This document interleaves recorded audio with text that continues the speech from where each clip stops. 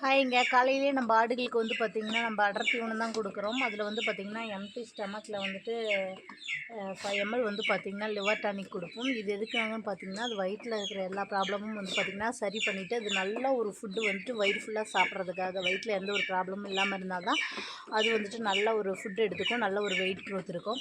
அதுக்காக காலையிலேயே இது வந்து முடிச்சாச்சு. அடர் தீவனமும் போட்டாச்சு. பசங்கள்லாம் பாருங்கள் நல்லா சாப்பிட்டுட்ருக்காங்க.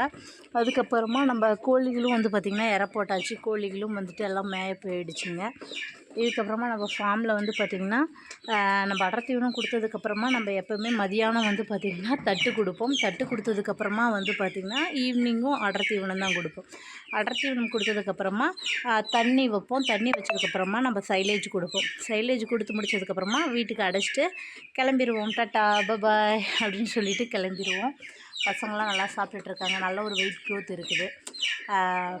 இதுலேயே